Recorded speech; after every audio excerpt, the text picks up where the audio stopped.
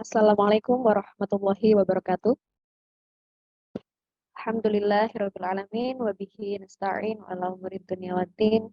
Assalatu wassalamu ala asyrafil anbiya'i wal mursalin sayyidina maulana Muhammadin wa ala alihi wa sahbihi ajma'in amma ba'du. Yang terhormat Dekan Fakultas Usuluddin dan Filsafat Bapak Profesor Abdul Qadir Riyadi PhD, yang kami hormati Bapak Kaprodi Studi Agama Fakultas Usuluddin dan Filsafat UIN Sunan Ampel Surabaya, Bapak Dr. Ahmad Siddiq MA, yang kami hormati Ibu Dr. Rohani MAG selaku penulis buku Agama Kelas Menengah yang akan dibedah pada hari ini.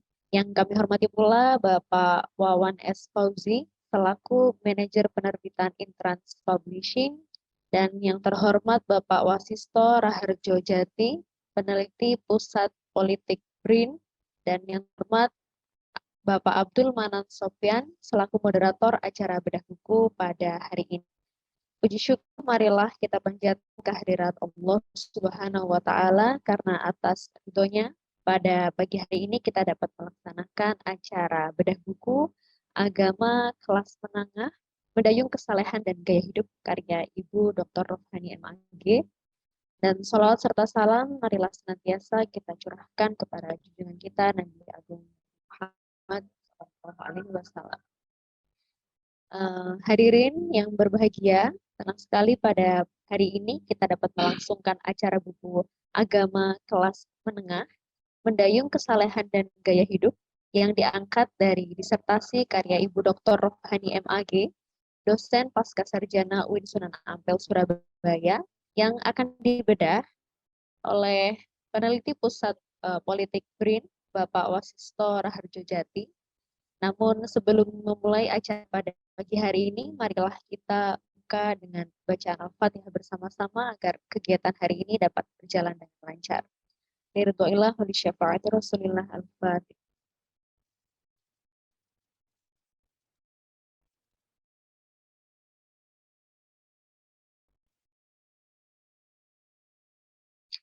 Terima kasih. Acara selanjutnya adalah menyanyikan lagu kebangsaan Indonesia Raya dan himne WINSA. Kepada operator kami persilahkan untuk memutarkan lagu kebangsaan dan himne WINSA.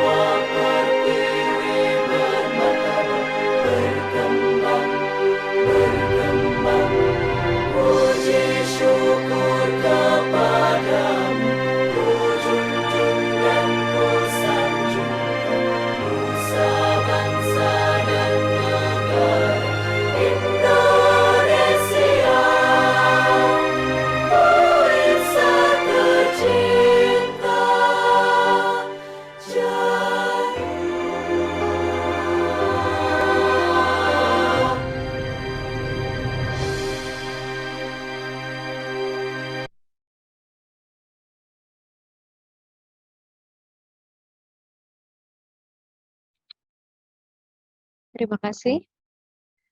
Hadirin yang berbahagia, acara pada pagi hari ini dapat terlaksana berkat kerjasama antara Intrans Publishing dengan Fakultas Usuli dan Filsafat UIN Sunan Ampel, Surabaya. Oleh karena itu, selanjutnya kami akan memberi kesempatan kepada Bapak Wawan S. Fauzi selaku Manajer Penerbitan Intrans Publishing untuk dapat memberikan prakata atau sambutannya. Kepada beliau kami persilahkan. Assalamualaikum warahmatullahi wabarakatuh. Waalaikumsalam. Terima kasih atas waktu yang diberikan oleh saudara host. Pertama-tama saya mengucapkan salam serta syukur kehadirat Allah Subhanahu wa taala. Kemudian rasa sholawat serta salam semoga tetap tercurahkan kepada junjungan kita Nabi besar Muhammad SAW. Yang saya hormati seluruh civitas akademika UIN Sunan Ampel, khususnya Profesor Abdul Qadir Riyadi, Dekan Fakultas Usuluddin dan Filsafat. Yang saya hormati Bapak Wasis Tora Harjojati yang akan membincang buku agama kelas menengah, peneliti riset dan politik dari BRIN. Saya ucapkan terima kasih karena sudah menyempatkan waktu berharganya di pagi siang ini. Dan yang tentu tak lupa, saya juga ucapkan selamat dan terima kasih kepada Bu Rofani karena telah memberikan dan mempercayakan naskahnya kepada Intan Publishing. Bapak Ibu yang saya hormati, naskah ini kami terima di situasi COVID yang sebenarnya harusnya bisa kami terbitkan sebelum Oktober 2022 ya. Dan hari ini baru selesai karena banyak hal, salah satunya adalah situasi COVID ini tidak memungkinkan untuk menerbitkan buku baru, sehingga kemudian buku yang menarik ini baru bisa kami terbitkan di Agustus September ya kalau nggak salah. Kenapa kemudian kami merasa buku ini kemudian menarik untuk kemudian diterbitkan? Karena pertama, agama kelas menengah sebagai cultural studies juga pada waktu yang sama juga dilihat sebagai religious studies ini sangat menarik. Pertama karena beberapa buku yang kami terbitkan yang berkaitan dengan religious studies belum ada yang membahas tentang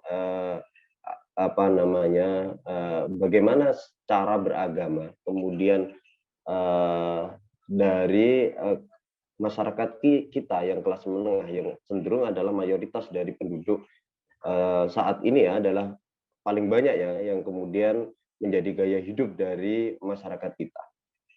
Nah, agama kelas menengah ini tentu tidak jauh dari yang ditulis oleh beliau, Bu Rofani, berkaitan atau kemudian dengan kelas ekonomi tentunya. Meskipun kemudian penelitian ini sebenarnya sangat fokus kepada perempuan. Namun pada hakikatnya adalah ini tidak sebatas gaya hidup yang dilakukan atau kemudian dijalani oleh perempuan, tapi juga secara umum juga bisa dipahami kemudian atau dilakukan oleh laki-laki secara umum.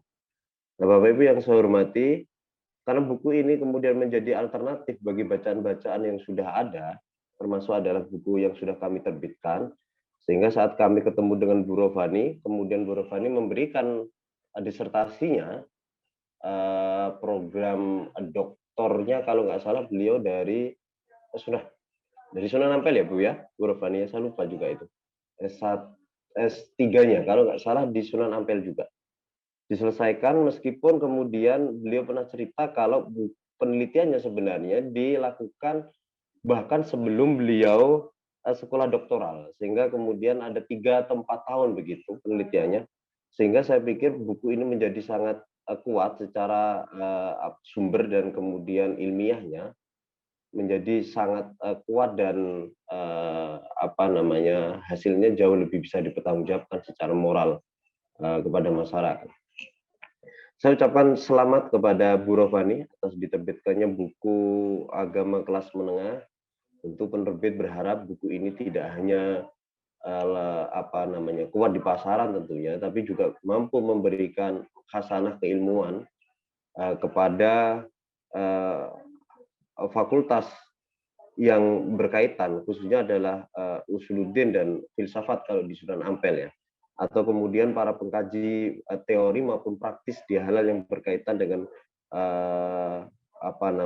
cultural studies maupun religious studies. Saya ucapkan selamat atas diterbitkannya buku Agama Kelas Menengah karya Bu Rofani, Dr. Rofani. Beliau tidak terlalu suka dipasang gelar doktornya ya, termasuk di bukunya tidak ada gelar doktor di covernya. Semoga buku ini bermanfaat bagi masyarakat, bisa diambil hikmahnya dan tentunya dan bermanfaat pula bagi penulis. Jayalah literasi negeri dan Assalamualaikum warahmatullahi wabarakatuh. Selamat membaca. Waalaikumsalam warahmatullahi wabarakatuh. Terima kasih kepada Bapak Wawan Fauzi atas sambutannya. Acara berikutnya adalah sambutan dari Dekan Fakultas Usuluddin dan Filsafat sekaligus membuka acara bedah buku pada pagi hari ini. Kepada beliau, Bapak Profesor Abdul Qadir Yadi PhD, kami Bismillahirrahmanirrahim. Assalamualaikum warahmatullahi wabarakatuh. Waalaikumsalam warahmatullahi wabarakatuh. Alhamdulillahirabbil alamin wassalatu wassalamu ala asyrofil anbiya wal mursalin. Saya ingin memulai sambutan saya ini dengan mengucapkan selamat ya kepada Ibu Dr. Rofani atas diterbitkannya buku yang sangat menarik ini mengenai agama kelas menengah. Saya sudah mulai membaca walaupun belum selesai.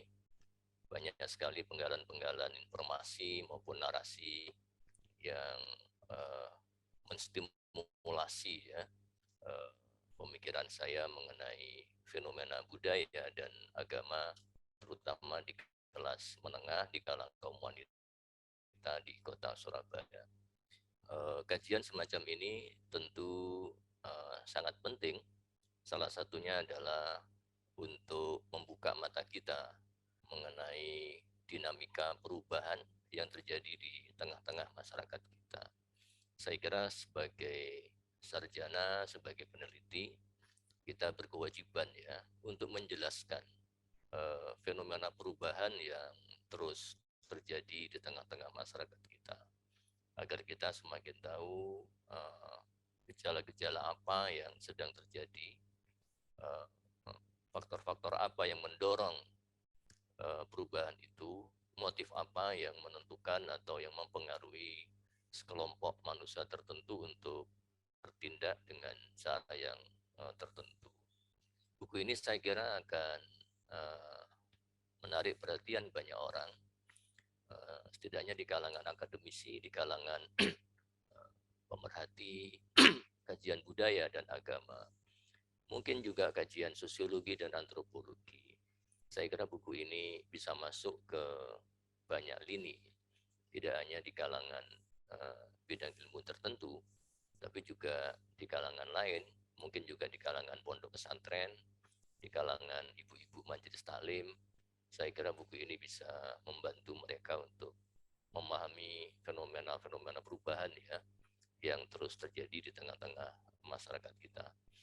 Terima kasih kepada Pak Wawan yang telah menerbitkan buku ini, dan sungguh kami berharap ada kerjasama yang baik antara Fakultas Usuluddin dan penerbit Intrans untuk menerbitkan lebih banyak lagi karya-karya dosen-dosen kita. Selaku dekan, saya mendorong ya para dosen untuk produktif menulis, karena pinter enggaknya dosen itu dilihat dari karya tulisnya, bukan dari kemahiran ceramahnya ya. Silakan yang ceramah boleh, itu luar biasa, tapi seorang dosen itu dilihat dari karya ilmiahnya ya, bukan dari ceramahnya.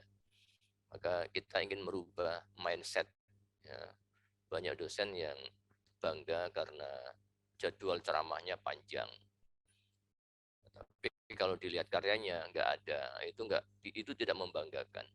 Yang membanggakan adalah seperti Bu Rofani ini yang punya karya ilmiah dan itu diterbitkan kemudian pada hari ini dibedah. Terima kasih juga kepada Bapak Wasisto Raharjo Jati, peneliti yang sangat kita hormati dan memiliki nama besar. Saya kira beliau sebagai pembedah ini juga sudah membuktikan betapa pentingnya acara ini, betapa menariknya karya Bu Rofani ini. Selamat membaca, selamat mengikuti bedah buku ini. Saya yakin banyak sekali mutiara-mutiara ilmu yang bisa kita pelajari, bisa kita serap dari acara ini. Terima kasih. Assalamualaikum warahmatullahi wabarakatuh. Waalaikumsalam warahmatullahi wabarakatuh. Terima kasih Bapak Profesor Abdul Qadir Riyadi atas sambutannya sekaligus membuka acara pada pagi hari ini. Hadirin yang berbahagia, demikianlah rangkaian acara pembukaan bedah buku agama kelas menengah pada pagi hari ini. Acara selanjutnya akan dipandu oleh moderator Bapak Abdul Rahman Sofyan, SPDI MA. Dan sebelum saya serahkan kepada beliau, saya selaku MC mohon undur diri dan mohon maaf apabila terdapat kesalahan. Allahumma fiq ila aqwamit thoriq. Assalamualaikum warahmatullahi wabarakatuh. Waalaikumsalam warahmatullahi wabarakatuh. Assalamualaikum warahmatullahi wabarakatuh. Yang terhormat Bapak Profesor Abdul Qadir Riyadi, Bapak peneliti yang kita hormati, Pak Wasisto Raharjo Jati, yang karyanya juga baru naik di Scopus ini ya, di Q1 kalau nggak salah. Kemudian Ibu Rofani, yang saya hormati Bu Rofani, penulis sekaligus senior saya di Universitas Islam Negeri ya. Beberapa hal sebelum saya memulai, izinkan saya memberikan dua atau satu kalimat yang berkaitan dengan satu naskah ini, Islam kelas menengah. Pertama, mengapa kok Bapak Wasisto Raharjo Jati, karena ada keterkaitan juga dengan beliau sebenarnya dekat dengan buku ini. Salah satunya dengan 3 karya beliau yang khususnya membicarakan soal Islam populer sebagai pencarian identitas Muslim kelas menengah. Kemudian tinjauan perspektif intelijensia Muslim terhadap genealogi kelas menengah Muslim di Indonesia. Kemudian yang ketiga itu Less Cash Society, menakar mode konsumerisme baru kelas menengah Indonesia. Artinya dari beberapa karya Pak Wasisto Raharjo Jati ini sebenarnya sangat berhubungan sekali dengan buku atau karya yang ditulis oleh Ibu Rofani.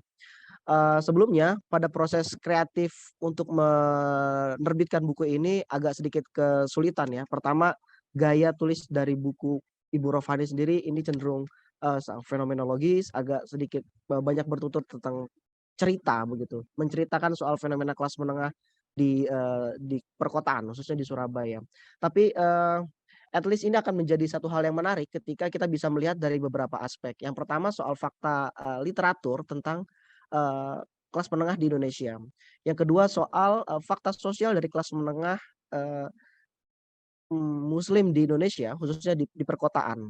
Nah, kemudian yang terakhir, bagaimana kita bisa meng-capture ulang atau membentuk satu semacam kerangka metodologi yang sama, kemudian kita bisa melakukan penelitian hal yang serupa pada konteks yang berbeda, kemudian pada pendekatan yang berbeda. Karena pendekatan Bu Rofani di sini adalah sosiologi budaya dan agama, seingat saya begitu. Tapi agar lebih jelasnya lagi, mungkin ini kita akan buka diskusi. Sebelumnya kita akan berikan ke Pak Wasisto Raharjo Jati untuk melakukan ke Ibu Rofani dulu untuk menyampaikan semacam kisi dari isi buku ini begitu. Ke Bu Rofani, waktu dan tempat saya persilakan. Ya, Assalamualaikum warahmatullahi wabarakatuh. Terima kasih sekali lagi saya sampaikan kepada penerbit Intrans Publishing ya, dan saya ucapkan selamat ulang tahun yang ke-19 beserta yang sudah sekian tahun ya Intrans sudah bergelut di menerbitkan beberapa karya-karya. Melalui tema Abadikan Cerita Kita, saya diajak oleh Intrans juga berbagi cerita kepada teman-teman dalam acara Bedah Buku Saya ini. Terima kasih juga saya sampaikan kepada Dekan Fakultas Usuluddin, yaitu Bapak Profesor Dr. Abdul Qadir Riyadi yang telah memberikan sambutan hangat kepada kita semuanya, dan juga kepada Kaprodi Studi Agama-Agama Bapak Dr. Ahmad Siddiq ya. Berkat kerjasama ini buku saya antara Intrans dan Fakultas Usuluddin UIN Sunan Ampel sehingga bisa dibedah buku saya ini. Saya sampaikan juga rasa terima kasih yang sangat terhingga kepada Pak Warsisto, Mas Warsisto ya, yang lebih enak ya karena masih muda ya, yang telah bersedia dan menyempatkan waktunya untuk membedah buku saya di tengah-tengah kesibukannya yang sangat padat. Saya sedikit waktu ditanya oleh Intrans sedikit cerita saja. Siapa sih yang kira-kira yang bisa membedah? Saya menyebutkan saja Pak Mas Warsisto ya, karena saya melihat buku saya ini juga tulisan saya ini diilhami oleh karangan atau tulisan-tulisan dari Mas Warsisto. Terima kasih juga pada moderator dan para peserta Zoom yang bergabung. Semoga bisa menyelesaikan atau menyaksikan acara bedah buku ini dengan sampai selesai. Oke, tadi sudah diceritakan oleh Mas Wawan ya, bagaimana proses cerita buku saya ini yang cukup panjang, yang mulai sebelum COVID ya, sampai pada hari ini sehingga bisa dibedah. Dan sebenarnya juga tadi sudah diceritakan oleh Mas Wawan juga bahwa buku saya ini berasal dari penelitian saya yang sekitar selama 3 tahun saya. Jadi mulai tepatnya 2014 sampai 2016 ya. Jadi saya melihat bagaimana day per day saya bersama dengan mereka para kelas menengah itu, terutama di Surabaya. Tetapi karena buku ini sudah data yang saya kumpulkan ini mulai 2014 sampai 2016 ini tentunya ada perubahan-perubahan yang cukup signifikan dari sekarang ya, apalagi saya mengumpulkan data ini sebelum ada Hijrah Fest yang pertama tahun 2018. Sehingga saya yakin ya setelah 2018 itu banyak sekali perkembangan yang terjadi. Oke, ketika saya disodorkan beberapa tema ataupun judul yang ingin saya kemas dari disertasi saya ini, saya sebenarnya ini desakan dari teman-teman ya, supaya disertasi saya ini tidak hanya dibaca di jilid saja, tetapi supaya dibaca lebih luas lagi pada masyarakat luas, pada masyarakat yang lebih umum, yang mana judulnya mungkin banyak teman-teman yang sudah memberikan inspirasi dari judul buku saya, yaitu Agama Kelas Menengah, Mendayung Kesalehan dan Gaya Hidup. Yang mana topik dari buku ini ekspresi beragama yang unik dalam ruang budaya dan konsumerisme. Sebagaimana tadi sudah dijelaskan, meskipun fokus kajian buku saya ini adalah perempuan, tetapi kenapa saya memilih perempuan? Karena perempuan disinyalir mempunyai keaktifan yang lebih, terutama dalam bentuk sosial market keagamaan. Dalam buku saya ini ada sebuah argumen bahwa di marketplace atau pasar spiritualitas, ekspresi keagamaan dan pertunjukan kesalehan adalah suatu keputusan individu. sebuah pilihan rasional yang berdasarkan kelas, status, dan pemahaman agama kepada mereka, pemahaman agama mereka. Dengan kata lain, agama dan ekonomi saling terkait, terhubung membentuk gaya hidup beragama pada kelas menengah.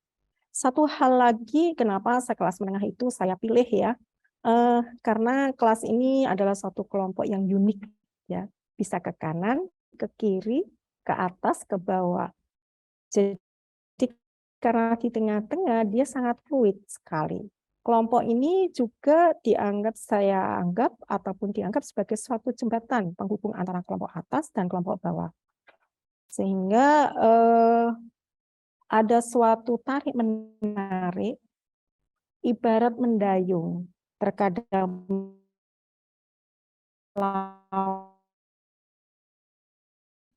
dan ada ombak kecil yang dibuatnya. Dan riak-riak dan ombak kecil inilah saya mencoba untuk mengungkap dari kelas ini, terutama dari aspek beragama dan gaya hidup mereka. Kelas menengah menurut para scholars dianggap menarik terutama pada pembahasan gaya hidup dan konsumerisme. Terkhusus pada konteks keindonesiaan, ada model spiritualitas yang dalam bahasa atau saya meminjam istilahnya Amir Gudian ada strukturalisme atau post-spiritualisme, yaitu memadukan antara spirit atau spirit ketuhanan dan spirit konsep. Demikian William mengatakan. Nah, kelas menengah ini yang saya pilih sebagai informan saya sekitar ada 9 ya. Terdiri dari saya melihat dari pendidikannya, tentunya mereka adalah lulusan S1 atau sarjana, kemudian dari aspek ekonomi, dari pendapatan mereka dan juga daily pengeluaran sehari-hari mereka, kemudian tempat tinggal. Tempat tinggal ini menentukan juga pola lifestyle. 24 pembaca bisa melihat tabel yang saya buat dalam menentukan informan yang saya wawancarai. Jadi saya mengikuti mereka ya dalam proses ini, saya mengikuti mereka day per day. Saya melihat bagaimana mereka berinteraksi. Saya melihat pula bagaimana mereka memilihkan sekolah untuk anak-anak mereka yang dalam konteks pada saat itu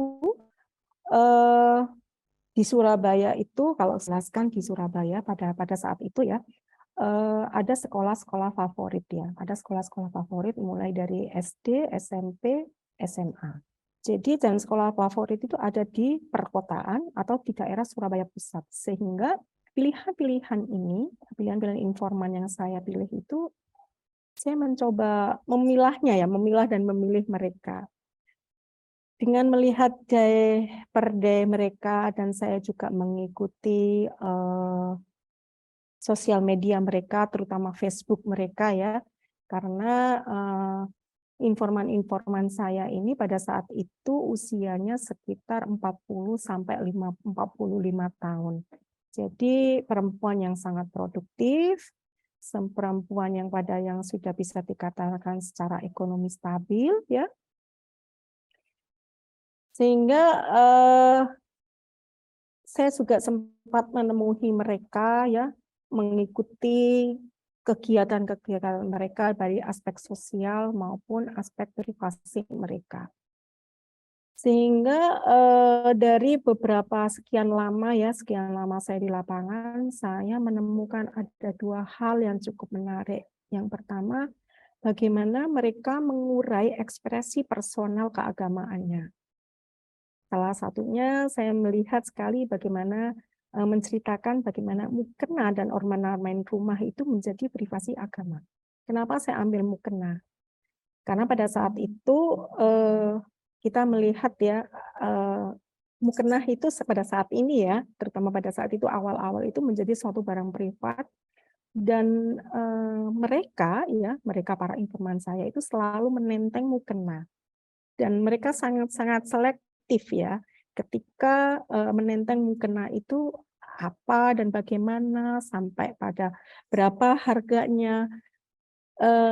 Bagi mereka mukena itu sebagai sesuatu hal atau suatu barang yang harus ditenteng kemana-mana. Mungkin karena mereka kelas menengah ya, sehingga mukena itu menjadi suatu barang privasi. Dia tidak mau campur-campur ketika sholat di musola, itu tidak mau campur dengan mukena orang lain atau yang disediakan oleh musola tersebut. Itu menjadi, dan juga bagaimana juga ornamen rumah, dalam hal ini adalah tulisan-tulisan Arab ya yang dipajang di rumah-rumahnya, di rumah mereka. Jadi pilihan-pilihannya apa, tulisan-tulisannya bagaimana, itu saya sebutkan di dalam buku saya. Satu hal lagi dalam ekspresi personal itu yaitu ngaji dan pendidikan dasar agama, suatu bukti mereka itu menyatakan diri adalah sebagai satu konsistensi beragama. Ngaji dalam hal ini adalah ngaji privat. Mereka para perempuan ini walaupun bisa dikatakan, saya kalau dikategorikan sekarang ini mereka adalah santri baru ya, kebanyakan dari mereka adalah santri baru, new santri ya, karena melihat dari latar belakang pendidikan mereka, mereka bukan kebanyakan mereka dari 9, 7 dari mereka itu bukan dari kelompok santri. Jadi pendidikan agama awalnya mereka adalah umum. Disinilah saya melihat mereka memanggil guru ngaji di rumahnya sebagai ngaji privat untuk anak-anaknya, untuk dirinya sendiri. Karena dengan alasan mereka mengapa ngaji privat, yaitu karena supaya mereka mudah menanyakan hal-hal yang sebenarnya sangat sepele, ditanyakan kepada ustadz. Mereka mungkin malu ya, malu ketika harus ngaji bersama di sebuah kelompok pengajian yang sangat cukup banyak ya. Nah, disitulah saya melihat mereka itu konsistensi beragama secara privat itu mereka lakukan day per day, atau dalam hal ini seminggu sekali paling tidak mereka memanggil ustadz atau ustadzah untuk ngaji privat itu. Pada ekspresi sosial ya, dalam menangkap ekspresi sosial, saya melihat juga mereka bergabung pada pengajian agama.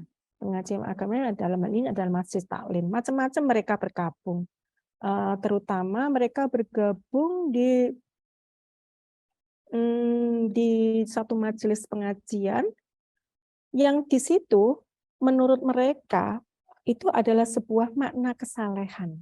Jadi secara publik mereka menunjukkan kesalehan dengan bergabung kepada aspek atau ngaji secara publik atau di dalam forum-forum pengajian masjid taklim.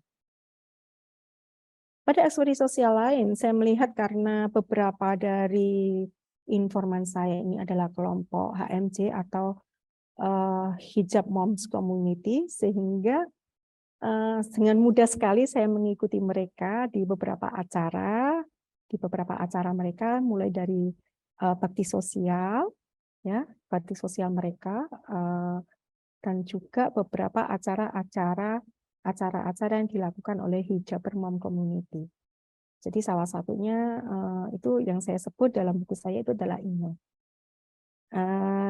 Ya, Ina ini satu perempuan yang sangat menarik sekali ya, di mana sebagai seorang anggota HMC dia juga sangat mempunyai connecting dengan HMC pusat. Dalam hal ini adalah bisa dengan saya menyebutkan ketemu juga dengan Ratih Samangarwati pada suatu acara. Bagaimana sebenarnya hijab dan busana itu adalah menentukan sebuah kesalehan mereka.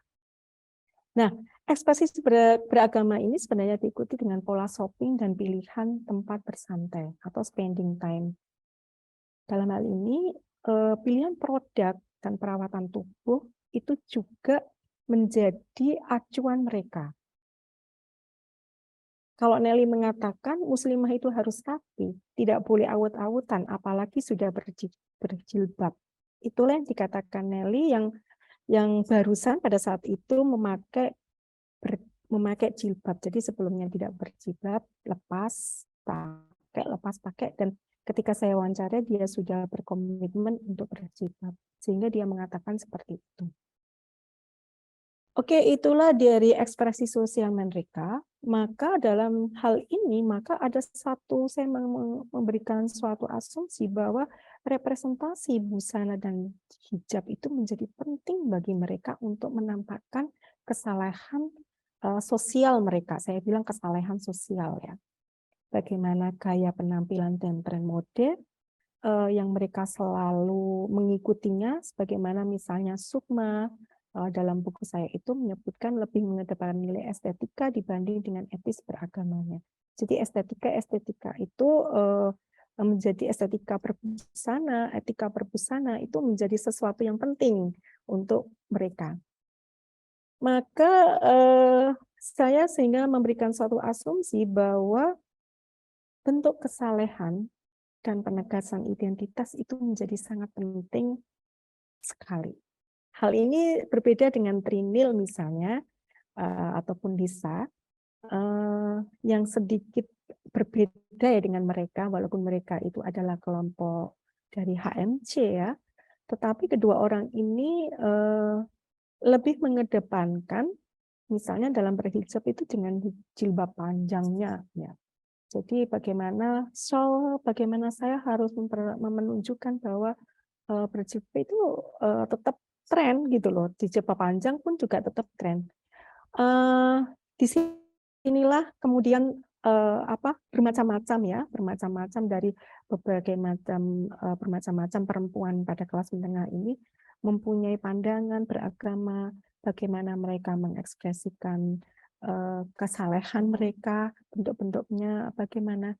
Nah, secara garis besar ada 3 tipe gaya hidup beragama dalam kesimpulan saya itu. Pertama, legal religius, yaitu mereka yang sangat referensial dan resisten terhadap perubahan. Mereka ini masih lebih mengedepankan aspek normatif, legal, dan formal pada acara agama yang diyakininya. Kelompok ini, yaitu legal religius ini, dinamai kelompok neokonservatif. Mereka mempertahankan berpegang teguh pada nilai-nilai agama yang tradisional. Kalau boleh saya sedikit cerita, pada kelompok ini, legal religius ini, saya menemukan ada dua dari informan saya ini, mereka tradisional tidak. Makanya saya bilang sebagai neokonservatif ya. Mereka salah satunya ini yang namanya dengan Diyah ya.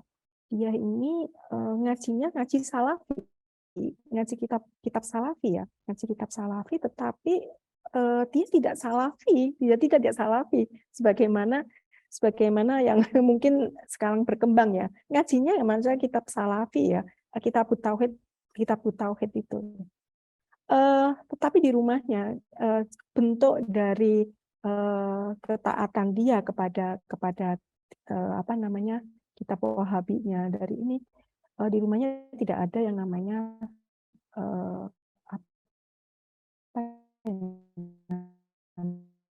patung ya, patung ataupun foto dan juga tulisan-tulisan atau ornamen rumah yang berbahasa Arab itu. Demikian juga pada Lisa dan juga Trinil ya, di beberapa Facebooknya itu background-nya selalu memakai bahasa Arab memakai background ayat, penggalan ayat. Sampai pada mobilnya saya sampai mengamati seperti itu. Nah, itulah mereka pada legal religius. Sementara ada dua tipe yang lain, yaitu yang kedua adalah populer religius atau profanisasi budaya dan yang dalam bentuk simbolik. Gaya hidup perempuan kelas menengah ini didasarkan pada orientasi keagamaan yang terekspresi dalam kehidupan keseharian mereka, baik dalam aktivitas frame of reference mereka itu dibangun yaitu bentuk gaya hidup beragama yang berorientasi pada nilai-nilai budaya populer. Nah, ini mereka pada lebih banyak pada kelompok yang bergabung pada Hijabir Mom Community.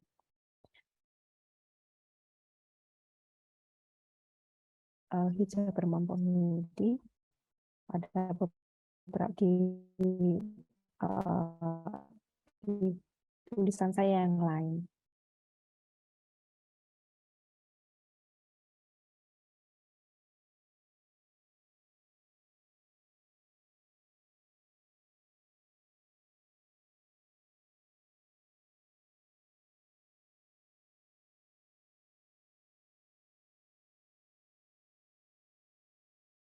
Halo, Bu Rofani.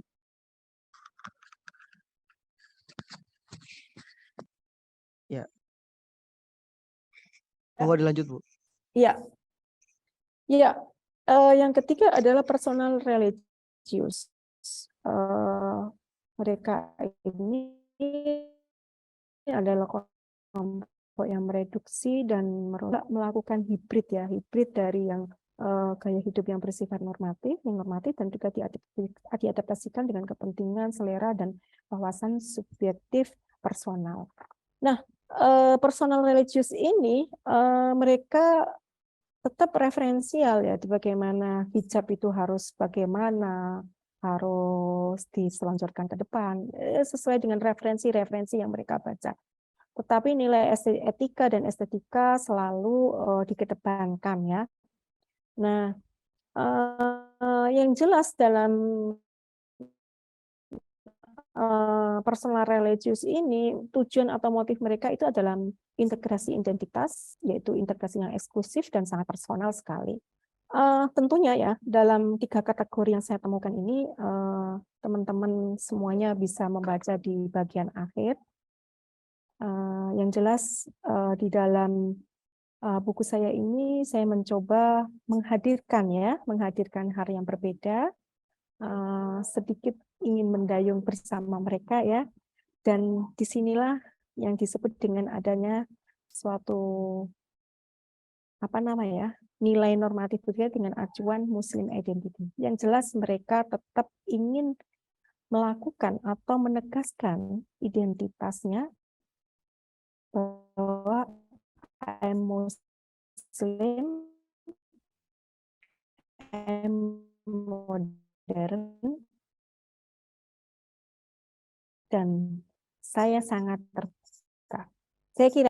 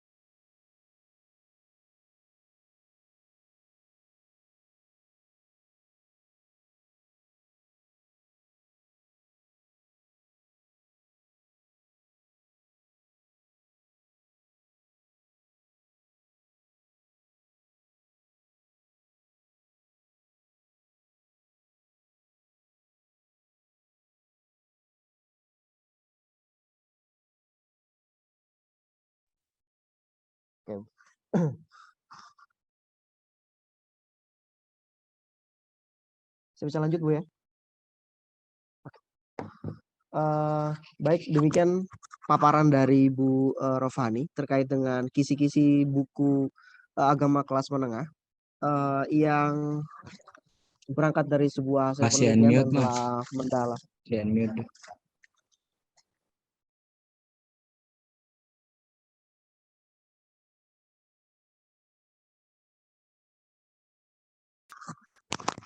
Halo.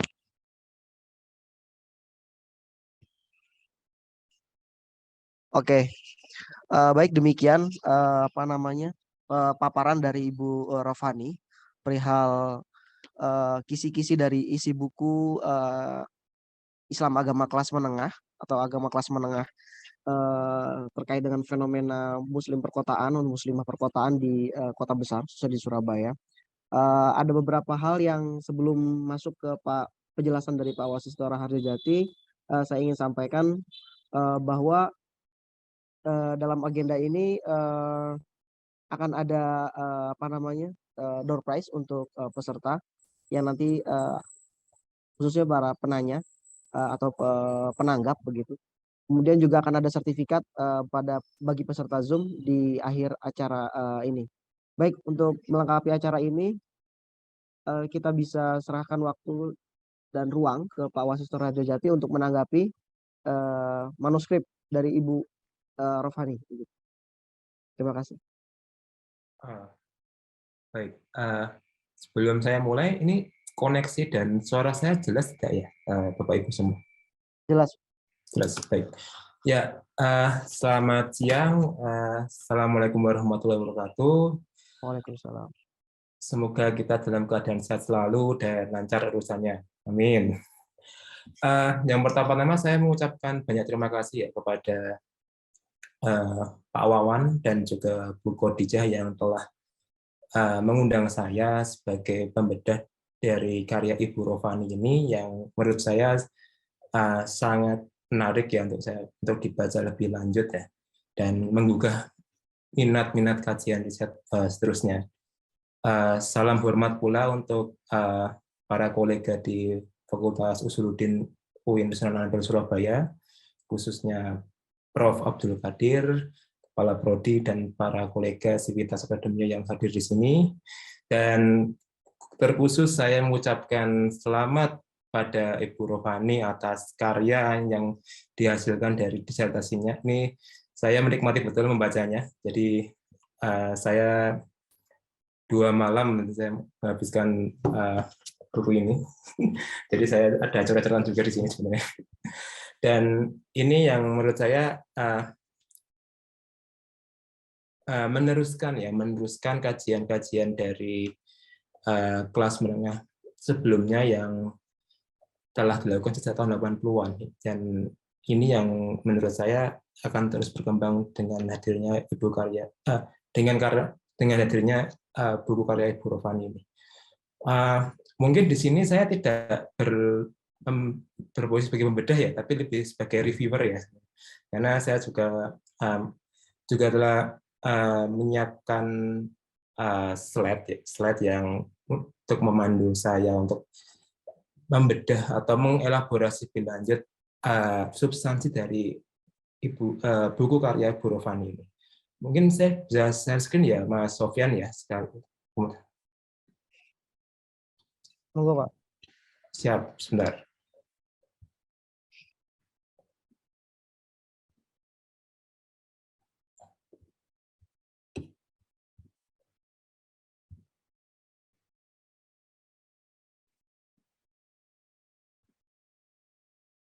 Baik, apakah screen saya kelihatan?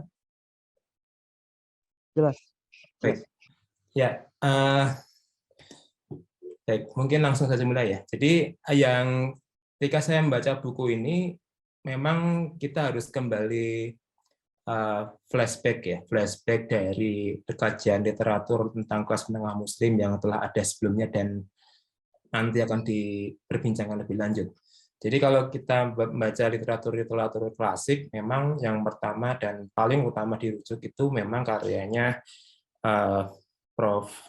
Greg Vili dan Sally Wade ya, yang memang beliau berdua itu mengkerangkai kelas menengah Muslim dalam bentuk komodifikasi agama, atau penjelasannya bisa dilihat di layar bahwa ada semacam komersialisasi Islam atau mengubah keimanan simbol-simbolnya menjadi sebuah komoditas yang diperjualbelikan dan mendapat keuntungan.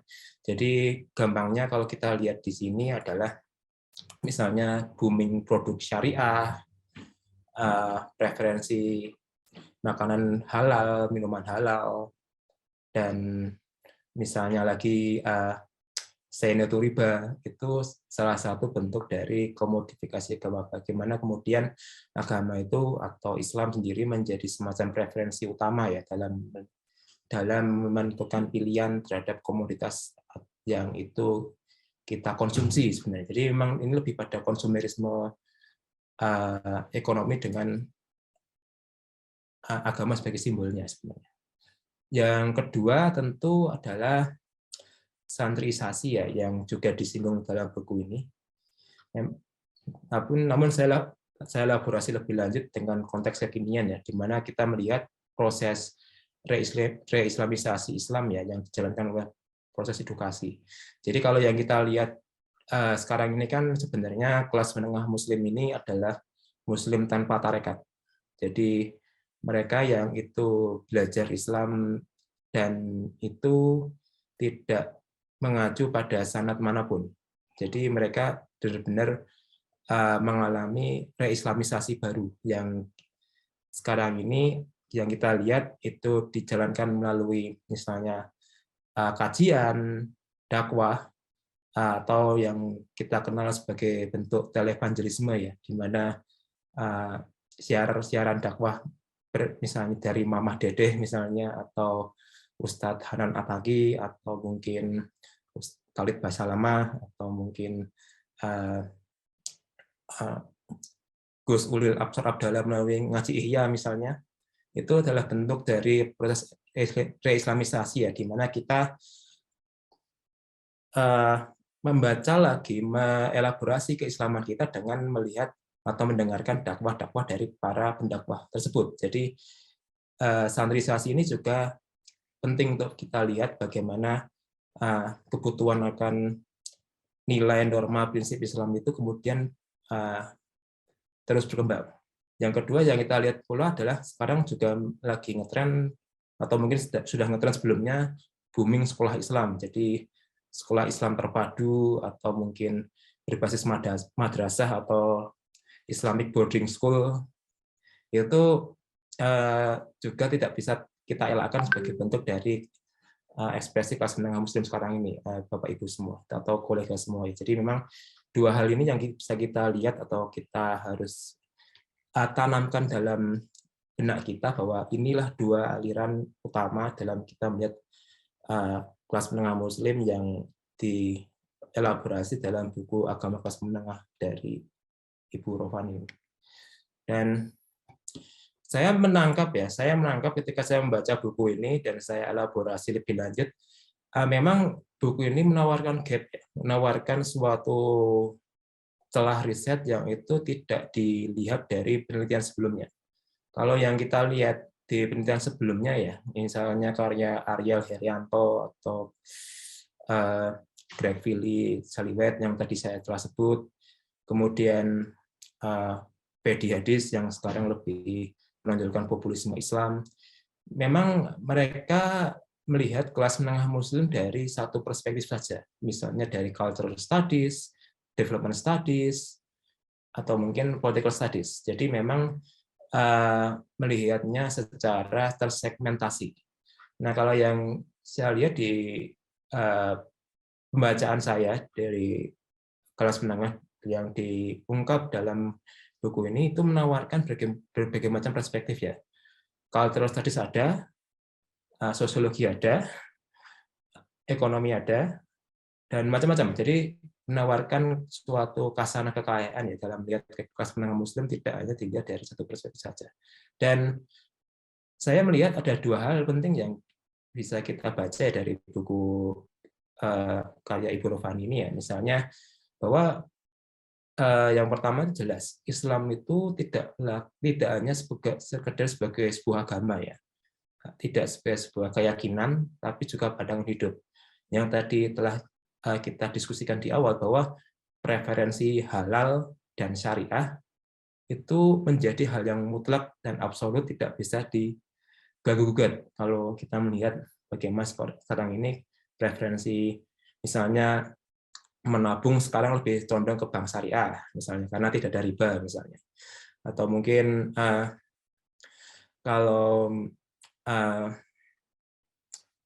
atau mungkin yang lain, misalnya kebutuhan untuk membeli perumahan klaster Islam misalnya, atau mungkin dan sebagainya. Jadi memang di sini kita melihat bahwa Islam itu telah menubuh dalam suatu pandangan hidup ya, bahwa apapun yang kita kerjakan selain agak selain ibadah yang kepada profan, tapi secara sosial kita juga harus meneguhkan Islam sebagai bagian dari pandangan hidup.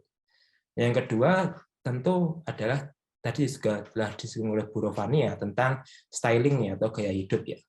Jadi kita harus akui bahwa sekarang ini gaya hidup muslimah itu juga tidak bisa kita elakkan. Di mana-mana sekarang kita lihat semua perempuan berjilbab sekarang. Dan itu memang kita harus melihat bahwa atau mungkin kita kritisi ya, apakah memang itu bagian dari proses dari internalisasi Islam yang mereka terima, atau itu bagian dari social acceptance atau penerimaan sosial. Kalau nggak berjilbab akan dibully misalnya. Jadi kita perlu juga mengkritisi hal itu ya, kolega semua di sini. Jadi, tapi yang ingin saya tahu dalam di sini adalah bagaimana kita melihat bahwa identitas atau sikap rasional itu kemudian muncul. Bagaimana menjadi seorang muslimah sejati yang senyata-nyatanya misalnya. Misalnya kalau kita lihat konsumerisme ya, make up-nya pakai Wardah misalnya. Atau mungkin busana muslimnya mereknya Alphard misalnya. Jadi itu bagian contoh kecil aja bagaimana kita melihat eksistensi dan identitas itu kemudian kita rasionalkan dalam bentuk konsumsi barang yang mau kita lihat dengan citra seperti itu ya. Jadi kalau kita misalnya mengkonsumsi barang dan jasa yang itu memang ada Islamnya, itu kan meneguhkan kita sebagai seorang muslim yang kafah lah, demikian. Nah, tadi juga telah disinggung oleh Bu Rovania yang juga kita lihat di dalam buku ini ya, yang memang di sini kita melihat bahwa budaya menenteng mukena, atau mungkin yang saya lihat di Jakarta misalnya beberapa bapak-bapak itu sekarang sudah memegang atau tasbih kecil misalnya, itu adalah bentuk dari keberagaman ya, bagaimana mereka melihat bahwa itu hal yang basic, hal yang dasar, yang itu bagian dari spiritualitas mereka.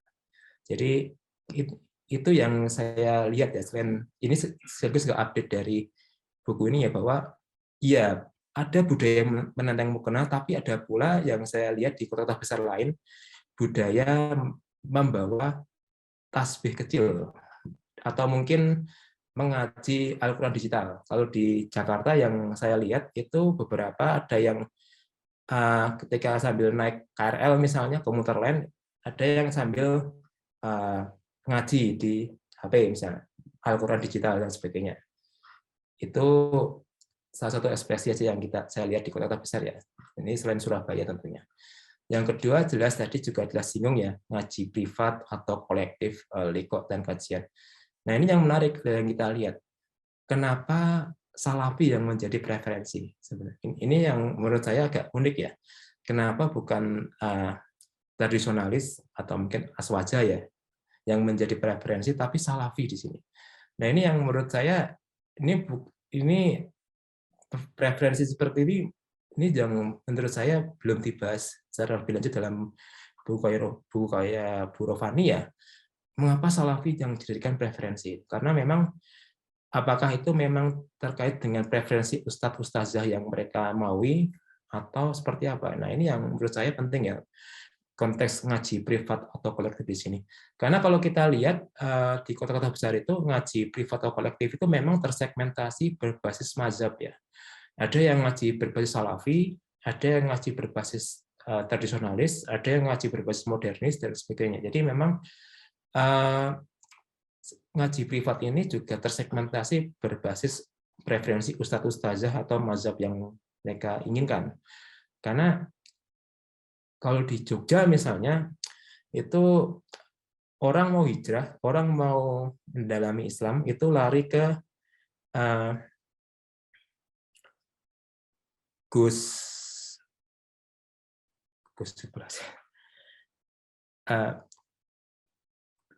misal Gus Muwafiq misalnya. Nah, jadi saya pikir di sini memang ngaji privat atau kolektif itu juga tersegmentasi sebenarnya. Jadi tapi menarik untuk kita lihat mengapa Salafi sekarang yang menjadi preferensi utama untuk ngaji privat. Yang ketiga memang yang tadi dijelaskan oleh Bu Rofani juga ya, Hijabers Mom Community misalnya. Di beberapa tempat saya lihat juga ada gerakan serupa ya, misalnya One Day One Juice, atau mungkin tadi Say No to Riba misalnya, dan lain sebagainya. Artinya memang di sini kita melihat bahwa kegiatan filantropi sosial yang itu berbasis agama ya, atau mereka yang terlibat dalam kegiatan volunteer di rumah duafa, terus kemudian di rumah Bizan Amanah misalnya, itu juga banyak atensinya. Yang ini yang menjelaskan pula kenapa Indonesia itu juga termasuk dari negara yang paling dermawan di dunia. Jadi selain paling religius dan paling dermawan di dunia. Jadi ini yang mungkin salah satu penjelasan utama ya, mengapa agama itu menjadi sangat penting di Indonesia. Di tengah fenomena global yang kita melihat, fenomena agnostikme dan ateisme juga sudah mengencang. Mas, justru di Indonesia menunjukkan kebalikannya. Nah, ini juga telah disinggung oleh Bu Rofani ya tadi di penjelasannya. Misalnya tadi disebutkan legal religious. Nah, ini mungkin saya update aja ya mungkin ya. Yang saya lihat sekarang ini tentu penamaan nama-nama Islami ya. Jadi yang ini menarik ya kalau kita lihat di konteks kelas menengah Muslim sekarang, di pasangan muda Muslim-Muslimah yang kita lihat sekarang ini, memang kecenderungan untuk memilih nama Islam itu lebih tinggi daripada nama-nama Jawa atau nama-nama lain. Jadi misalnya namanya bisa lebih dari 3 kosakata atau 4 atau ya apapun itulah. Jadi kecenderungan untuk memilih nama-nama Islam itu juga bagian, entah itu bagian dari bentuk konsistensi beragama bahwa seorang Muslim juga harus menggunakan nama Arab, atau seperti apa. Ini juga menarik untuk dibaca karena memang nama-nama Islam dalam keluarga itu juga semakin kencang. Nah, yang juga disinggung dalam buku ini misalnya azan sebagai reminder ya. Misalnya bangun pagi remindernya azan misalnya. Atau yang paling kerasa adalah berhijab. Jadi pilihan berhijab itu juga bentuk dari religious legal ya. Bagaimana kita melihat bahwa menunjukkan aurat itu adalah sesuatu yang haram misalnya. Atau yang terakhir qasidan murotal. Nah, yang populer religius misalnya, nah ini yang tadi ya belum disinggung ya, misalnya hijrah fest ya.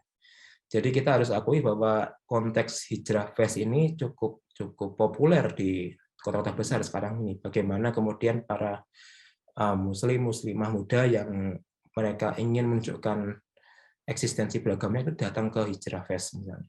Mendengarkan ceramah atau kajian yang tentu di sana juga ada balutan konsumerisme ya, misalnya busana Dian Pelangi misalnya, atau mungkin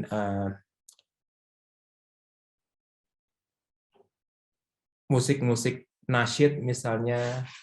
Saya pikir ini menarik ya, bagaimana konteks hijrah fest atau mungkin kemunculan Islamic Center di berbagai macam kota besar itu semakin kuat eksistensinya. Bagaimana mereka mempromosikan Islam itu secara pop culture ya, bagaimana untuk membumikan Islam di kalangan anak muda ya. Yang personal religius misalnya ada tagline misalnya cantik dan syar'i misalnya, atau mungkin hijrah. Nah, ini fenomena hijrah ini menarik ya.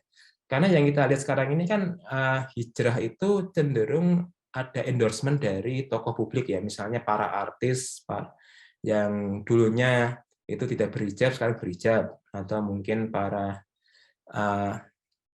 selebritis muda yang dulunya ya katakanlah masih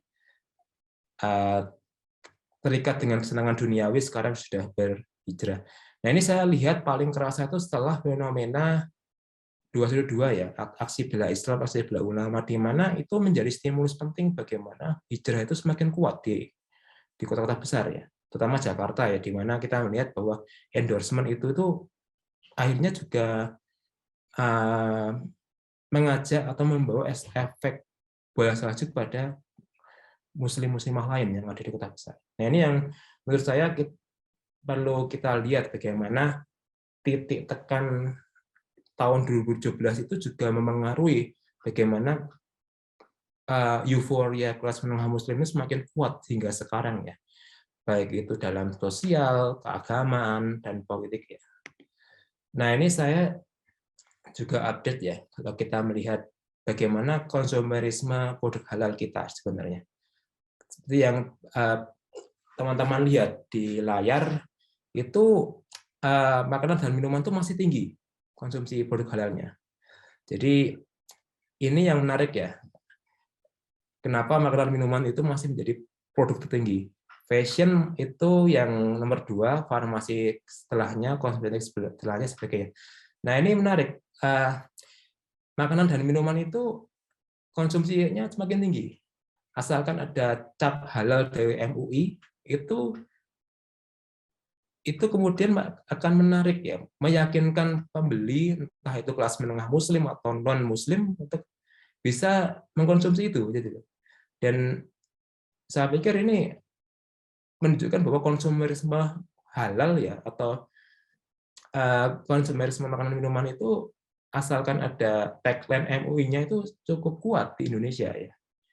Nah, ini dibandingkan fashion, farmasi yang itu tidak seberapa dampak konsumsinya yang ada di, dan kita lihat proyeksinya semakin lama semakin naik makanan dan minuman ini. Ini yang perlu kita lihat ya, mengapa konsumerisme ini cukup kencang di Indonesia dibandingkan dengan yang lain. Nah, lalu bagaimana kita melihat produk halal yang itu tumbuh selama puncak pandemi? Jelas kalau di tahun-tahun sebelumnya di mana kita mengalami pandemi itu, pariwisata anjlok, makanan minuman anjlok ya tahun kemarin ya. Tapi kosmetik naik. Jadi ini menarik. Kenapa wadah kosmetik atau mungkin kosmetik serupa itu justru mengalami kenaikan pangsa pasar ya, secara ya meskipun minor ya. Apakah muslimah atau ya itu juga selama pandemi berdandan terus atau gimana? Ini juga menarik untuk dibaca, karena selama puncak pandemi kemarin justru kosmetik yang itu cukup kencang pangsa pasarnya dibandingkan dengan yang lain, di mana tidak sepositif dari kosmetik. Jadi bisa Bapak Ibu lihat di layar di sini ya, bagaimana dibandingkan yang lain, farmasi, media, fashion, minuman, pariwisata justru turun malahan. Nah, ini mungkin sedikit mungkin kritikan ya, atau mungkin juga menjadi gap untuk riset sebelumnya. Karena tadi Bu Rohani bilang bahwa riset ini berlangsung sama 3 tahun ya, dari 2000 sampai 2016. Saya pikir yang perlu dan belum dielaborasi ini adalah apakah orientasi dari keislaman, kesalahan kelas, sorry saya typo ya, kesalahan sebelumnya. Keislaman dan kesalahan dari kelas menengah ini itu hanya bagian dari upaya untuk internalisasi diri dan kolektif ya. Artinya memang ini bentuk dari semacam fortifikasi ya, pembentengan identitas sebagai seorang muslim dan muslimah di tengah arus modernisasi, arus globalisasi. Maka adanya kelas menengah muslim, orientasi keislaman dan kesalahan mereka itu bukan untuk berkembang menjadi sebagai seorang muslim kosmopolit, tapi lebih pada defensif ya, lebih pada menginternalisasi diri secara individu dan kolektif. Dan menariknya lagi, tersegmentasi berbasis kajian kelompok dan lingkungan. Jadi ada yang kelas menengah salafi, ada yang kelas menengah tradisionalis, ada yang kelas menengah A, B, C. Jadi memang kita harus mengakui bahwa intra-religious rivalry atau rivalitas antar mazhab di kalangan Islam sendiri juga akhirnya juga menentukan preferensi dari keislaman dan kesalahan dari kelas menengah muslim kita sekarang. Ini yang menurut saya penting melihat. bagaimana kita bisa melihat secara spesifik apakah ada semacam orientasi yang berbeda antara kelas menengah yang itu ikut Ustadz A atau Ustazah B, itu apa berbeda satu sama lain. Itu menarik. Yang kedua, selain tadi ya sikap dari kelas menengah muslim yang itu tidak mengglobal tapi lebih ke internal. Yang kedua yang saya lihat dari yang belum dielaborasi adalah bagaimana kita melihat ternyata ada potensi sikap eksklusivisme beragama dari ekspresi kesalahan dan keimanan itu. Jadi kalau yang kita lihat misalnya booming perumahan syariah di berbagai kota Islam, berbagai kota di Indonesia, adanya peruntukan kos khusus Muslim putra putri misalnya, atau mungkin ekspresi lain, itu menunjukkan bahwa makin ke sini itu cenderung makin eksklusif ekspresi keagamaan dan kesalehan kita ya. Bagaimana kita itu cenderung menerima yang seiman, tapi belum seamin kan. Jadi ini yang menurut saya belum merespon adanya pluralitas dari masyarakat yang ada sekarang, bahwa kita memang mayoritas Muslim, tapi kita juga harus melihat pula bahwa masyarakat kita plural. Yang ini yang menurut saya belum banyak dilihat ya dari orientasi kesalehan dan keimanan kelas menengah Muslim ya. Bagaimana mereka cenderung melihat diri mereka sendiri, tapi belum tentu mereka terikat dengan orang yang berbeda, misal dengan Katolik atau Kristen atau Buddhis atau Hindu. Karena yang kita lihat sekarang ini resistensi keimanan itu juga masih ada terhadap mereka yang berbeda dengan kita ya misalnya. Nah, ini saya kutip, ini sebenarnya bagian dari data tesis saya ya. Jadi kalau Bapak Ibu lihat di sini ya, di nomor 1, nomor 2 deh. Orang yang berbeda agama dan orang yang bercadar ya. Jadi kalau kita bertetangga, kita bersosialisasi di masyarakat, kita masih resisten dengan mereka yang masih tidak beragama atau tidak yang non Muslim lah. Kalau kita lihat kecenderungannya semakin tinggi di sini. Jadi konteks kelas menengah Muslim, orientasi kesalehan dan keimanan mereka itu belum cukup kuat untuk bisa menerima mereka yang berbeda dengan kita atau yang belum tidak iman atau seamin dengan kita ya. Menariknya pula kita masyarakat kita ya, masyarakat Muslim ya tentunya kelas menengah Muslim itu juga masih resisten pula dengan mereka yang bercadar ya, berhijab dan bercadar. Maksudnya yang pertama yang bercadar ya. Ada stereotip tentang konservatisme, ekstremisme dan sebagainya. Ini yang menunjukkan tadi yang saya bilang bahwa kelas menengah Muslim kita, preferensi keislaman dan kesalahan mereka itu masih tergantung dari mazhab atau preferensi ulama yang mereka ikuti. Sehingga kalau ada yang berbeda dengan mereka yang ikuti, mereka pahami akan resisten. Tentu misalnya dengan yang kita lihat di layar ini ya, bagaimana cadar aja masih menjadi problematika di kita ya. Ada yang pandangan minor, pandangan lain yang itu seolah tidak diterima di kalangan kelas menengah Muslim kita. Jadi mungkin itu saja dari saya. Sekali lagi saya mengucapkan banyak terima kasih dan apresiasi setinggi-tingginya kepada Ibu Rofani atas karyanya. Saya harap karya ini akan terus berkembang dan menginspirasi para akademisi lain untuk melanjutkan riset tentang kelas menengah Muslim ke depannya. Mungkin itu saja. Assalamualaikum warahmatullahi wabarakatuh. Waktu dan tempat saya kembalikan ke Mas Sofian sebagai moderator. Terima kasih. Baik, terima kasih Pak Wasistor Harjajati penjelasannya cukup komprehensif dan dua kritikan atau dua masukan yang sepertinya memang itu kontemporer sekali. Hari ini memang benar-benar dirasakan soal apakah orientasi keislaman dan kesalehan kelas menengah pada pembentukan internalisasi atau bukan. Itu pertanyaan mendasar. Mungkin itu bisa menjadi semacam riset selanjutnya buat teman-teman mahasiswa atau para scholars yang sedang melakukan studi doktoral atau sedang melakukan tesis begitu. Oke, di situ selanjutnya ada dua yang raise hand ini. Ada Pak Dainori SHMHI, kemudian ada Amalia Irfani. Mungkin dari Pak Dainori dulu ya. karena beliau lebih awal begitu. Langsung Pak. Baik, terima kasih Mas moderator.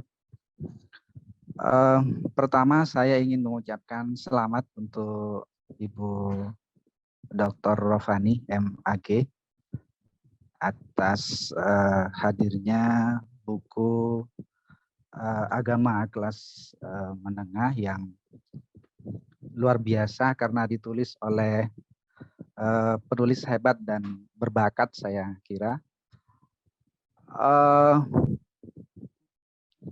Baik, langsung saja saya ingin ada pemaparan tentang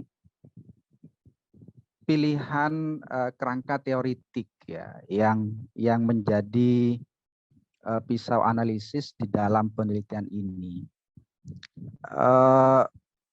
Sekilas saya membaca di intrans itu dengan googling, kerangka teoritik yang dipakai dalam penelitian ini adalah rational choice ya, seperti itu.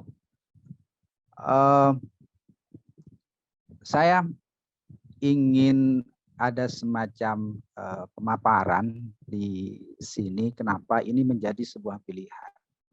Rational choice ini menjadi sebuah pilihan sebagai pendekatan yang kemudian melahirkan misalnya distinction temuan dari penelitian legal religius, misalnya popular religius dan personal religius. Karena ada juga tulisan misalnya yang ditulis oleh Prof. Nursam, misalnya agama pelacur ya, yang memunculkan kerangka teoritik dramaturgi transidental misalnya ya. Kenapa juga tidak memilih kerangka teoritik relasi kuasa punyanya Michel Foucault misalnya. Nah, ini penting saya kira untuk diketahui oleh saya secara pribadi dan mungkin secara umum di dalam forum ini. Kenapa kemudian kerangka teoritik yang dipilih di sini untuk mengelaborasi data, teman-teman data yang saya kira sangat kaya dengan data di sini, kemudian memilih rational choice itu. Itu saja Mas moderator, terima kasih. Siap, terima kasih Pak Denori. Pertanyaan khas orang mau S3 itu kayaknya. Monggo langsung Bu Amalia Irfani. Baik, terima kasih moderator. Suara saya bisa dengar ya? Jelas. Ya, alhamdulillah. Assalamualaikum warahmatullahi wabarakatuh. Saya Amalia Irfani, saya dari IAIN Pontianak. Saya mahasiswa doktoral sosiologi Universitas Muhammadiyah Malang. Jadi Intrans merupakan sudah tidak asing juga ya, karena banyak juga dosen-dosen IAIN yang karyanya dibagikan oleh Intrans. Saya mengapresiasi, Masya Allah, luar biasa dari karya dari Bu Rofani. Selamat ya Bu ya, ini luar biasa juga tentang bagaimana agama kelas menengah. Dan ini mau juga memberikan saya semacam inspirasi ya Bu, untuk melihat bagaimana kita menilai, kita melihat ya bagaimana interaksi sosial, kontak sosial di masyarakat kita yang kalau dilihat secara sekilas mungkin nggak kelihatan ya Bu ya, menarik. Tapi kalau ditelaah, Masya Allah banyak sekali gitu. Pandemi COVID-19 misalnya, itu banyak sekali hal-hal yang sangat banyak maksudnya ya, yang sangat banyak sekali yang bisa kita teliti ya, kita telaah gitu ya, yang berhubungan dengan pola hidup yang mungkin sekarang sudah banyak berubah. Nah gitu. Nah saya mungkin tidak terlalu ini ya, Pak Moderator dan juga Ibu Rohadi dan juga Pak Wasito. Beruntung bisa bertemu Bapak di Zoom. Saya juga sudah baca karya Bapak, Insya Allah ya, sama juga tentang politik kelas menengah ya Pak ya. Jadi memang kelas menengah ini mungkin tidak terlalu bisa kita definisikan secara detail ya, karena memang orang punya penafsiran berbeda-beda kalau dari kajian sosialnya ya. tergantung dari bagaimana kita menilai dan bagaimana juga kepentingannya gitu. Jadi ada kepentingan juga dalam menilai sesuatu. Tidak hanya menilai misalnya dari apa seperti apa, tapi juga kepentingan itu turut bermain. Nah, saya mungkin hanya bisa memberikan sebuah ini ya Bu ya, sebuah apa namanya ya, gambaran gitu, bahwa memang interaksi yang tadi dipaparkan dari pengamalan beragama ya, yang sekarang sudah berubah, apalagi pasca pandemi COVID-19 yang sekarang juga sudah mulai membuat masyarakat kita juga hidupnya berubah-ubah ya Bu ya. Nah, sekarang sekolah sudah balik normal, tapi balik normal tetap saja banyak juga siswa, guru ya, satu juga guru bahkan dosen tetap memegang handphone gitu. Walaupun kita sudah tatap muka, tapi masih juga memegang handphone, masih juga menggunakan handphone sebagai interaksi sosial kita, kontak sosial kita yang tidak pernah tidak lepas gitu. Nah, jadi dari agama kelas menengah, kalau saya kebetulan juga insya Allah disertasi saya tentang gerakan sosial Muhammadiyah yang ada di Kalimantan Barat. Muhammadiyah juga menawarkan kelas menengah ya. Muhammadiyah identik dengan kelas menengah ya, wasatiyah kan. Jadi memang Muhammadiyah misalnya mengenalkan tidak tradisional tapi lebih modern. Nah, masyarakat menilai bahwa modern itu juga masuk dalam kelas menengah. Nah, kita tidak bisa menafikan bahwa dalam kelas menengah itu kita butuhkan untuk hari ini. Jadi kalau kita misalnya terpinggirkan, kita nggak bisa mengikuti zaman ya, agak lupa, agak lobet gitu kalau dalam bahasa anak muda sekarang. Gitu. Itu saja, moderator. Terima kasih. Selamat Ibu ya, Bu Rofani. Terima kasih telah menginspirasi saya khususnya gitu untuk melihat bagaimana kelas menengah yang berkembang dan berubah gitu ya. Walaupun misalnya sudut pandangnya mungkin hanya dari satu sudut gitu ya Bu ya. Tapi kalau kita lihat dari lain sangat banyak sekali. Terima kasih untuk Pak Wasisto Raharjo Jati. Semoga selalu sehat Pak. Terima kasih untuk ilmunya. Assalamualaikum warahmatullahi wabarakatuh. Waalaikumsalam. Terima kasih Bu Amalia Irfani tanggapannya. Selanjutnya Bapak Imam Alif Hidayat. Ya, terima kasih atas kesempatannya untuk berbicara. Assalamualaikum warahmatullahi wabarakatuh. Nama saya Imam Alif Hidayat dari mahasiswa Pasca Sarjana Komunikasi Penyiaran Islam Fakultas Dakwah dan Komunikasi. Ya, terima kasih kepada Ibu Rofani yang telah membuat satu karya penelitian yang sangat membuat kita terbangunlah dalam pemikiran juga. Dari judulnya saja kita sangat menstimulus kita untuk lebih berkarya lagi untuk selanjutnya peneliti-peneliti, khususnya kita mahasiswa pasca sarjana yang saya sendiri pribadi. Di sini saya juga sedang meneliti tentang tesis saya terkait dengan religious studies. Kebetulan saya dulu dari di agama-agama, kemudian berpindah kepada jurusan komunikasi penyiaran Islam. Tapi saya ingin mengambil penelitian penjurusan pada agama lagi. Gitu. Mungkin saya juga sedikit banyak belajar dari profesor-profesor yang lain juga, Prof. Nursam dan lain tadi disebutkan juga. Ini yang saya mau pertanyakan di sini kan saya tentang tradisi juga, sosial juga budaya, tentang analisis dakwah multikultural yang dilakukan di Lombok. Nah, ini yang saya pertanyakan, apakah telah dilakukan analisis terkait dengan daerah, apakah cocok bila dibawa analisis agama menengah agama kelas menengah ini bila dibawa pada kalau sini kan di penelitian tentang perkotaan ya Bu ya. Nah, kalau dibawa kepada lingkup pedesaan apakah bisa gitu? Apakah bisa? Kemudian apakah kita sebagai seorang ilmuwan ini mampu membawa agama kelas menengah ini ke ranah semua sisi. Mungkin seperti itu, Bu. Mungkin saya lebih tadi satu pertanyaan itu aja. Terima kasih. Baik, terima kasih Mas Imam Alif Hidayat. Oke. Sebelum melanjutkan, saya ingin mengutip satu pendapat dari Anthony Giddens yang dikutip oleh Bu Rofani di halaman 63 yang dia membuka soal modernity is inherently globalizing, yang kurang lebih bermakna bahwa modernitas itu selaras dengan globalisasi. kira-kira itu dikutip oleh Bu Rofani untuk membuka wacana bahwa kelas menengah hari ini tidak bisa dipisahkan dengan tradisi konsumsi begitu. Dan bagaimana kelanjutannya, kita bisa dengar jawaban dari Bu Rofani dari pertanyaan Pak Dainori. Nah, ya, sepertinya sedang melakukan disertasi nih Bu ya. Ya, dia mau mengcapture kira-kira. Mungkin itu Bu bisa langsung dijawab Iya. Bu Rofani. Terima kasih ya atas pertanyaan dan apresiasi dari teman-teman semuanya. Menjawab pertanyaannya Pak Dainori ya, kenapa saya menemukan teori menentukan dan memilih teori pilihan rasional atau rational choice theory.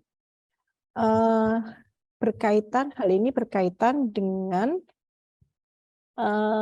bahwa saya membahas kelas menengah. Ketika membahas kelas menengah, saya tidak luput dari persoalan ekonomi.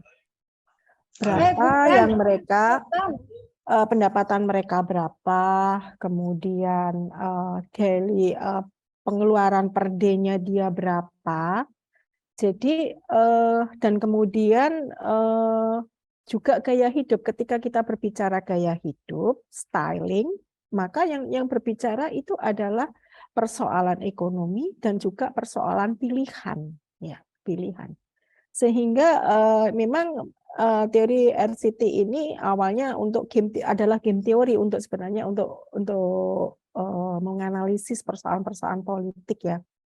Tetapi saya melihat sebagaimana di awal di buku saya mengatakan bahwa RCT ini bisa untuk menganalisis pada persoalan beragama yang tentunya terutama yang dikaitkan dengan kelas menengah dan juga yang dikaitkan dengan konsumerisme, yang syarat dengan konsumerisme. Jadi itulah itu saya teringat ya pertanyaan Pak Dainori ini teringat dengan ketika saya melakukan defend pada ujian terbuka dan tertutup, kenapa teori ini dipakai gitu ya.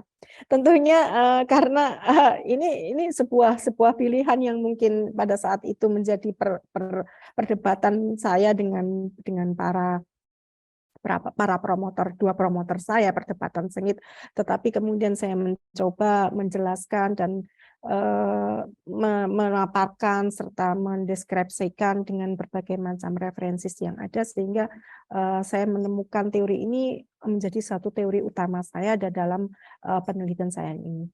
Tentunya memang benar Pak Warsisto, pasca 2018 itu sangat-sangat setelah ada Hijrah Fest yang pertama itu yang menjadi sesuatu yang tidak tercover dalam penelitian saya yang selesai pada 2016. Dan kemudian saya sudah mencatat semuanya tadi apa yang diungkapkan oleh Mas Warsisto ya. Saya lebih suka dengan Mas Warsisto ya. Jadi yang jelas bahwa penelitian saya ini diinspirasi oleh tulisan-tulisan jenengan ya, yang kemudian dari penjelasan jenengan ini banyak sekali yang memang yang bisa kita teliti. Ada ruang-ruang kecil, ruang-ruang yang masih kosong untuk persoalan kelas menengah ini, terutama dalam persoalan keberagamaan mereka. Maka saya bilang ini tidak fluid, ini adalah tidak statis ya, tetapi fluid. Ketika kita selalu mendayung, maka riak-riak itu pasti ada gitu. Baik itu melawan arus ataupun mengikuti arus ya. Saya mengikuti arus dan melawan arus itu bisa jadi ketika proses mendayung itu kan seperti itu. Itu ya dari untuk Pak Dainori ya. Jadi memang ketika kita mau memilih sebuah teori itu memang ketika kita sudah dari lapangan ya. Saya memang pilihan ini setelah dari lapangan semuanya. Apa ini ya? Jadi pada saat itu memang saya sungguh-sungguh sebuah pilihan terakhir ya RCT ini. Itu. Terima kasih Bu Amalia Irvani ya yang jauh dari Pontianak. Memang dengan pasca COVID ini banyak sekali interaksi-interaksi yang sudah berubah. Dan ini saya kira setiap hari kita membawa HP ya. dan kemudian ada aplikasi TikTok, ada aplikasi Reels. Saya kira ini ada hubungannya dengan datanya Pak Warsisto, Mas Warsisto ya, bahwa kemudian make up ya, kosmetik itu pasarannya naik dibanding dengan yang lainnya pasca COVID, ketika COVID itu ya. Jadi apa sih sebenarnya? Saya sempat juga ya karena masa COVID itu menjadi masa yang di rumah saja ya, sehingga orang untuk selalu supaya eksis ya bahwa saya ini masih ada, maka harus tampil di waktu itu belum ada TikTok ya, ada IG aja ya, ada IG, ada YouTube atau ada status lah. Itu paling tidak bagi perempuan terutama ya. Ini kan persoalan sosiologi tubuh ya Mas Warsisto ya.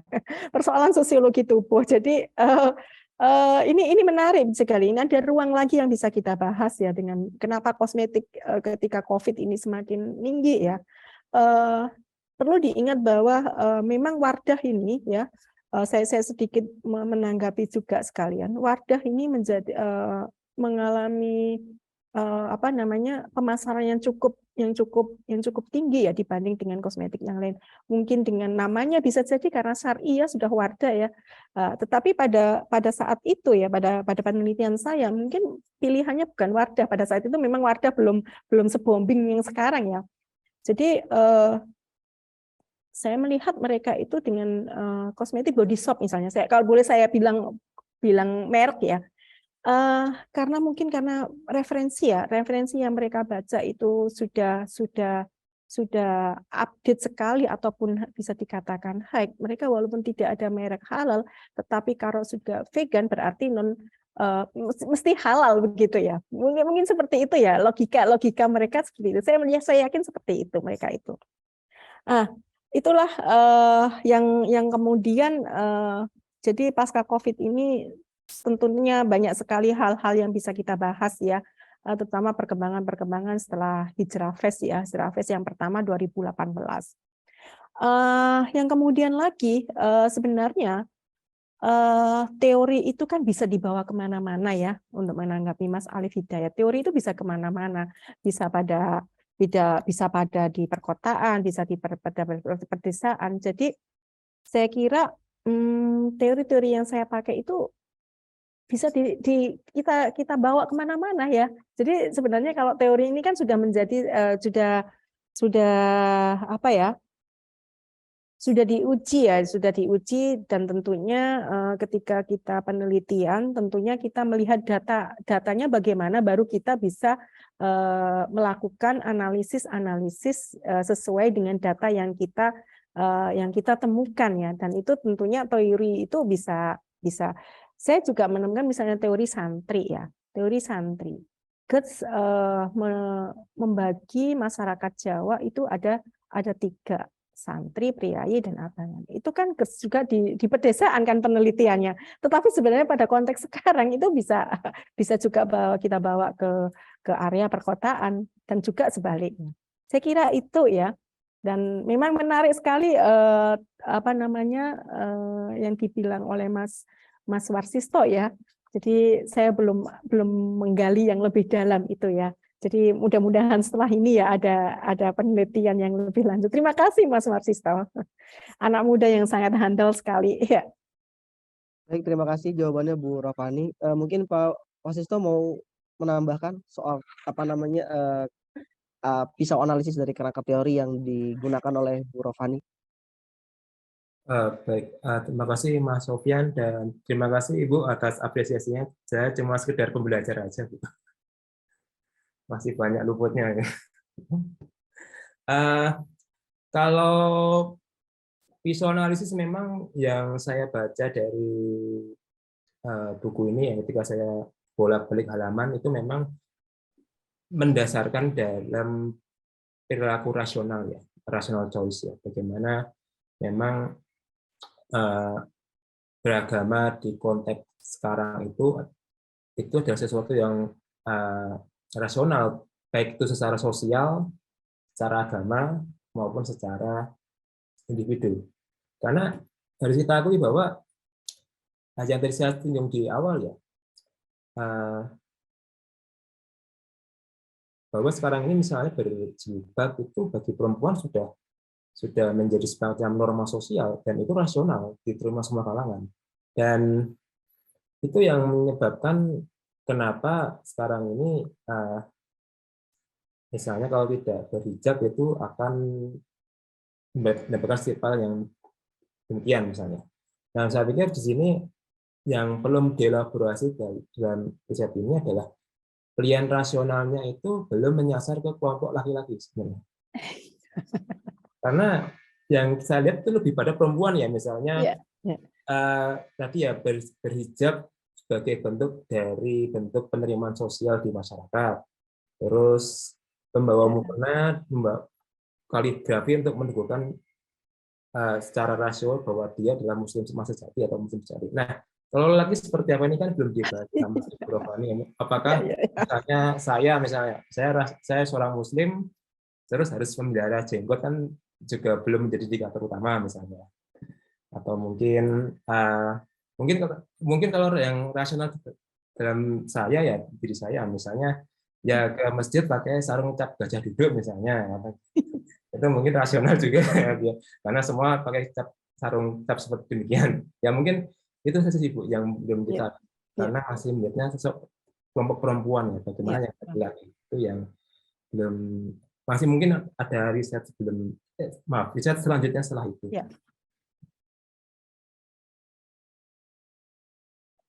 Itu aja sih Mas Sofyan. Oke, siap. Terima kasih Pak Wasis. Mungkin ada yang lain atau sudah kita cukupkan? Ada tanggapan yang lain mungkin? Kalau nggak ada kita cukupkan. Mungkin nanti sebelum saya tutup masih menunggu yang lain ini. Pak Denuri mungkin ada feedback Pak?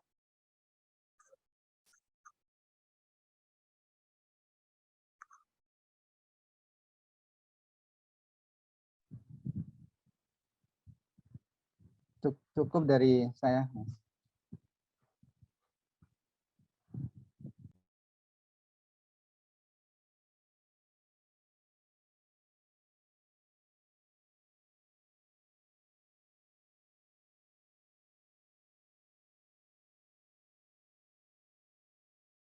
Oke, baik Bapak Ibu semua. Karena agenda dan acara juga sudah selesai kita rampungkan begitu. Beberapa pertanyaan juga sudah kita jawab dan kita dedah, beberapa materi juga sudah kita ulas. Sebelum kita